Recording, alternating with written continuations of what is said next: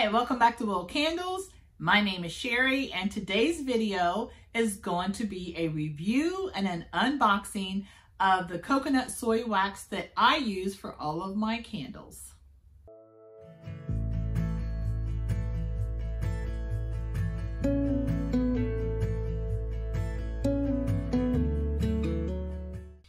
Okay, so NatureWax C6 Coconut Soy Wax from Cargill is an all-natural wax blend that is well known for excellent jar adhesion. I can vouch for that. And excellent scent throw. I can also very much vouch for that. A suggested pouring temp is between 120 and 165 degrees Fahrenheit. The advantages of using C6 coconut soy wax typically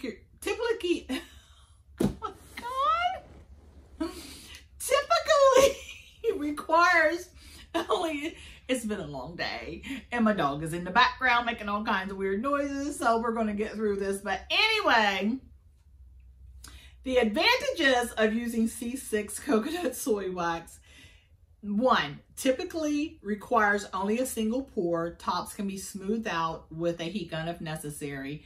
I have to do very minimal amount of smoothing out, just ever so slightly, as long as I pour at a little bit warmer temp than the lowest temp that they suggest.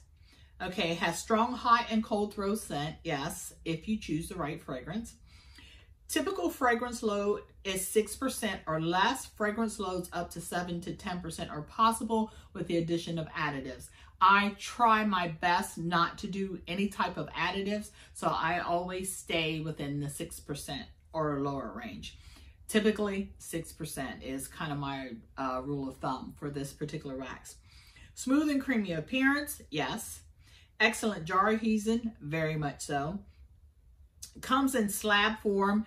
There are going to be 6 10-pound slabs inside this box, and you'll get to see that because I'm actually going to unbox it and I'm going to show you what's in here. And no additives required. Right again. Okay, so your basic guideline is, your basic guidelines are: melt point is between 124 and 130 degrees Fahrenheit. Heat wax to temperature 160 to 200 degrees. Caution: heating wax above 200 degrees may cause wax discoloration. I have never experienced that. Of course, I have never heated my wax above 200 degrees. Add dye as needed and mix thoroughly. Add candle fragrance oil as needed and mix thoroughly. Fragrance oil should be added just before pouring to prevent fragrance oil from evaporating. I've never experienced that, but that's not when I put my fragrance oil in. I put it in, well, that's another video. But anyway, we'll keep going. These are the basic guidelines. Let's keep that in mind. Okay, pouring temp should typically be around 120 to 165 degrees Fahrenheit.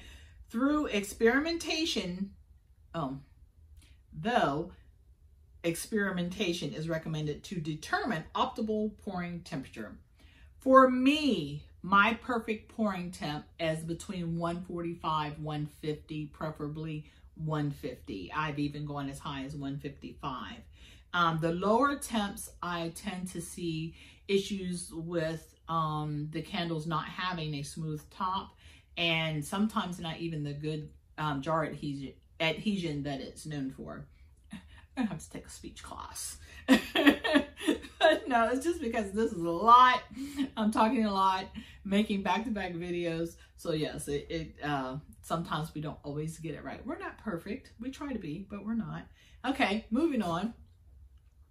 When pouring melted wax into containers, the container should be at room temperature or slightly warmer. I always warm my jars if I'm using a clear jar. If I'm using a jar that has color, then I don't, but I do make sure that they are at least room temperature. So that is very true.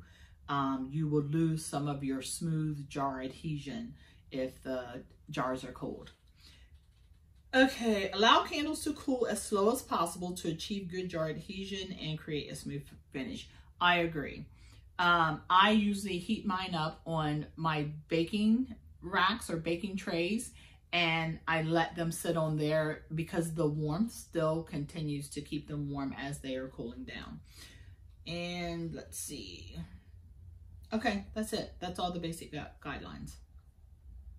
Okay, so I am going to get this box open and I'm going to let you have a peek at what's inside. Also, I just want to show you real quick. So let's say you do order something less. This is not the coconut soy wax. This is Tarte Wax TW30, but this is 10 pounds of wax. So as you can see, it's 2 slabs, or 1 large slab broken in half.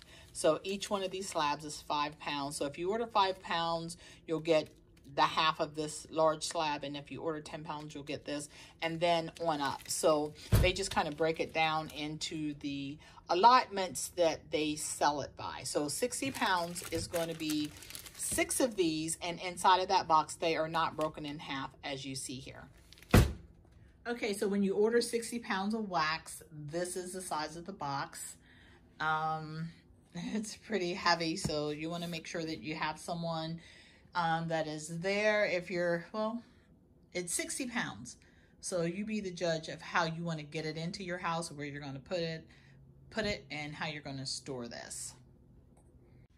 So as you can see, I've just taken, most people have box cutters. I have an old kitchen knife, and I've just taken this, and we're just going around the edges and cutting that loose. And I'm going to be gentle as far as cutting this down to the center, not going down deep into the box. And you're going to get loads and loads of packing peanuts. And when you get packing peanuts in packages, if they're in excellent condition, this is something that you want to save, because you can actually reuse these. Some of them are biodegradable. Some of them you can just actually put into water and they'll dissolve. But as you can see, there is another box down inside of here. So we'll have to take out all the packing peanuts. I'll bag those up. We'll pull the second box out, and I'll continue on at that point. Okay, so we have the second box out. Might notice I'm a little out of breath. There's the bigger box that it came in with the packing peanuts. I put the extra packing peanuts in here. Then I'll throw those in a closet and save them for later. So we are going to, once again, go around the edges. Woo! I'm not the young spring chicken I used to be. Okay, so there you go. Cargill NatureWax C6 slabs, and 60 pounds. This one's already open, so we're gonna just go in slightly on the top. And oh, we did get a free sample, and that is Spring Blossoms from the Flaming Candle. You can see that. I'll put it where the light is. Okay. This, I usually take a half a day to get all of this cut up. So this video, you may see me in one outfit and I may change to another. I don't know. Depends on how the rest of the day goes. So it's in a plastic bag. And if you can see, sprinkling up. So you got 1, 2, 3, 4, wait a minute. 1, 2, 3, 4, 5, and 6. I don't know if you can tell. And it's waxy.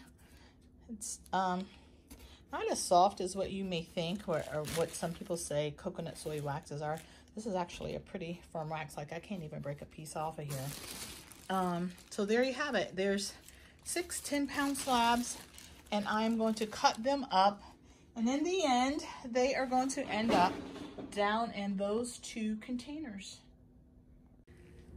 This is my usual setup when I'm cutting wax. I may not be facing this way, but I'm doing this for video purposes so that the light can be on everything. So I have a wooden cutting board, and believe it or not, this wooden cutting board I usually keep on one of the bottom perforations in the baker's cart.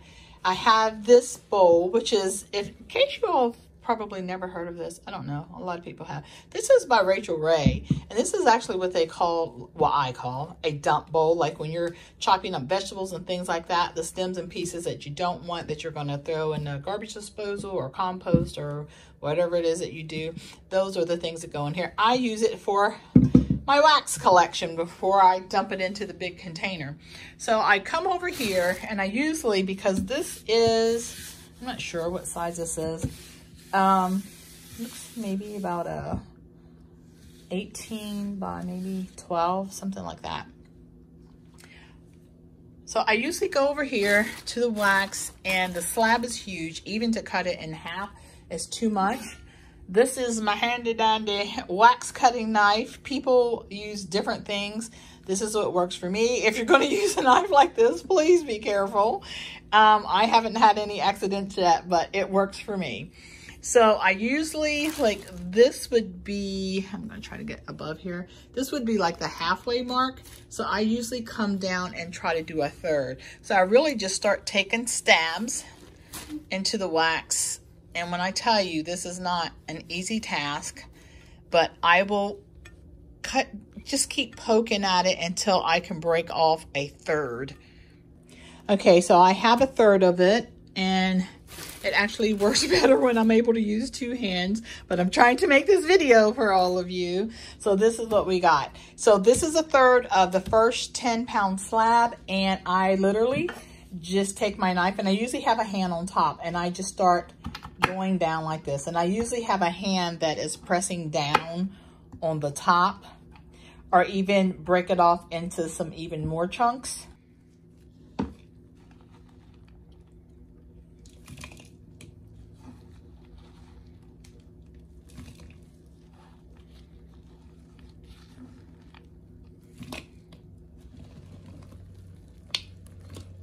And as you can see, the broken pieces are varies in shapes and sizes, but it all melts down together, and you just keep going and keep going.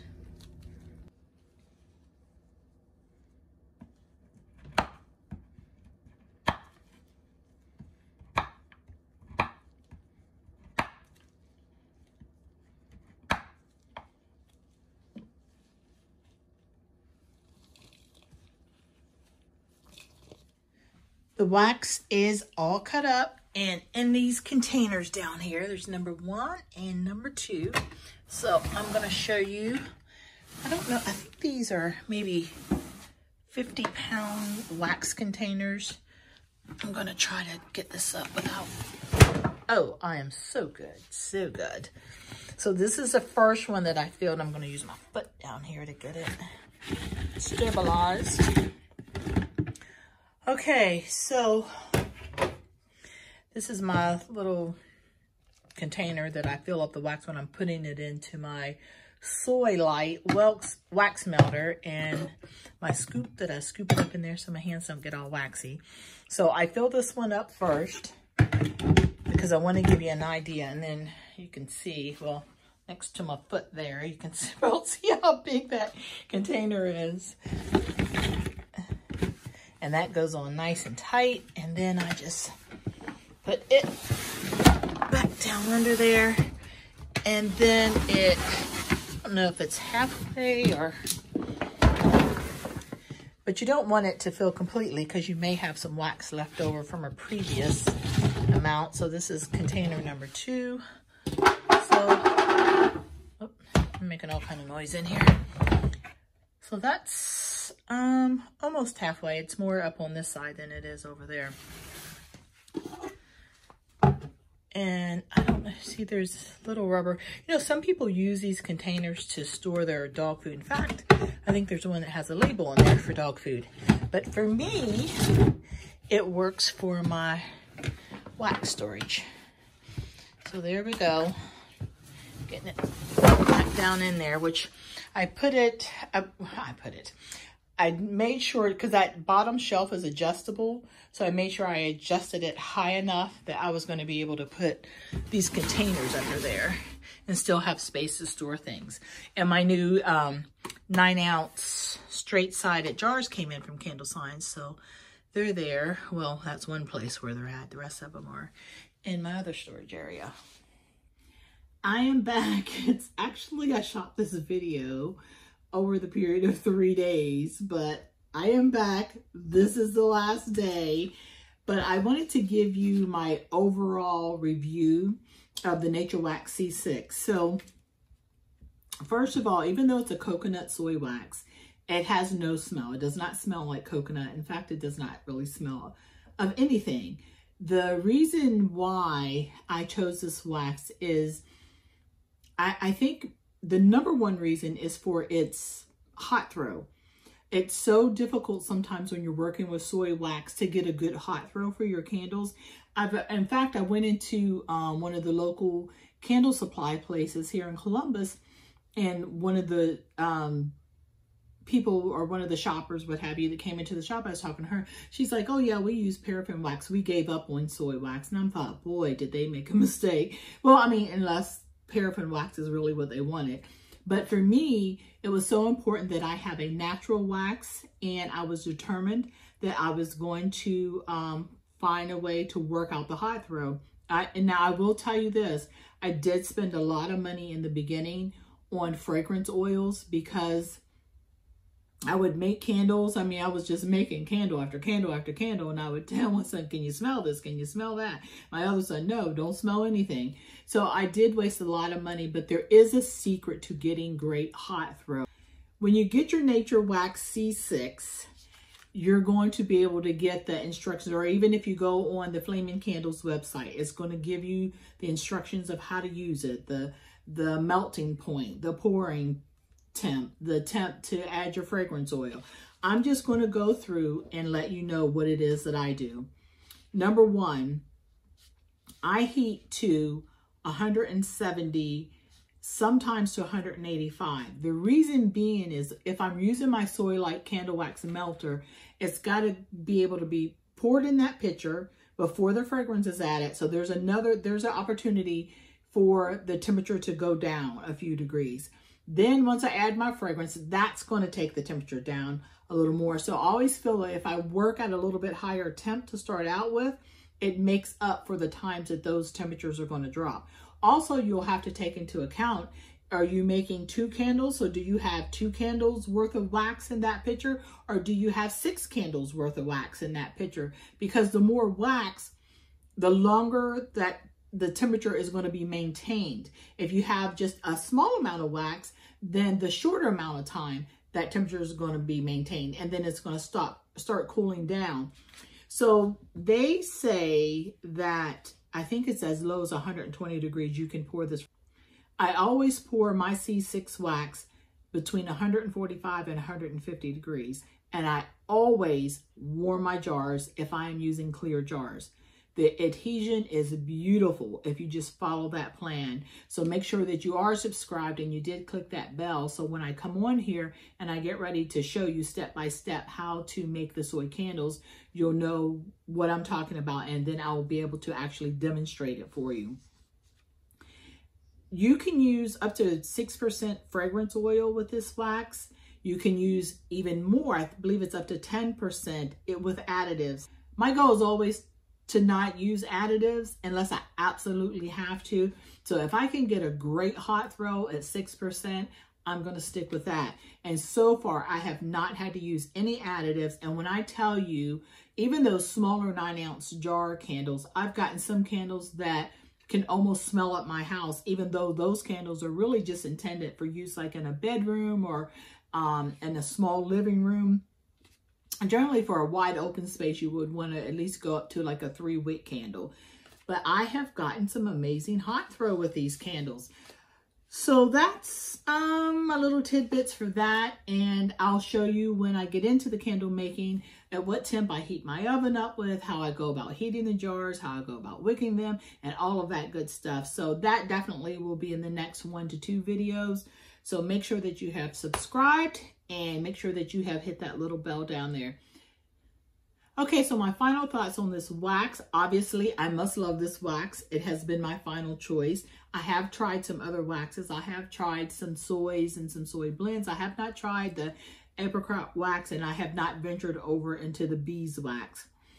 In the beginning, not being aware of exactly what paraffin wax was and what it contained, and knowing the factors of how it could affect your health, I chose to not use paraffin wax. So I wanted to go the all natural route. Your route is yours for whatever reason, whatever candles that you're making, and that's your choice. But my choice, probably as a mom and as a nurse, I chose to say the all natural route. So I say all of this to say that this is the wax that I'm sticking with, and I love it. It has worked out well for me. I have gotten amazing hot throw with this wax. I have gotten amazing cold throw with this wax. And I think the only con that, or the downside of this wax, is the preheating of the jars. But I have just come to say that, okay, if this is what it takes for me to use a natural wax that has great hot throw, that has great jar adhesion, then so be it. This is just going to have to be a part of my wax making, which will be heating up the jars. As far as like sinkholes and having to use my heat gun to smooth tops, I haven't had a lot of issues with sinkholes at all with this wax. The tops, every now and then, like if I pour 6 candles, I may have to use my heat gun just ever so lightly on maybe 2 of those candles. If the candle comes out and it's really like looking crazy, like cratery, it's probably because I let it go below that 145 degrees before I poured it. So there are other factors that may contribute to those tops not being as smooth. But if I do everything by my book, the temperatures that I have set, my candles turn out really, really well. So I am really pleased with this wax. And if you have tried this wax, or you're going to try it, or you do try it, let me know, put down in the comments how it all turned out for you. So I can't wait to show you the making of the candles step by step. I keep looking over there because there's someone over there. But anyway, I'm going to wrap this up for now. That is my review. That is my visual for you. Thanks so much for watching. That'll do it for me for today. And I will see you in the next video. Bye.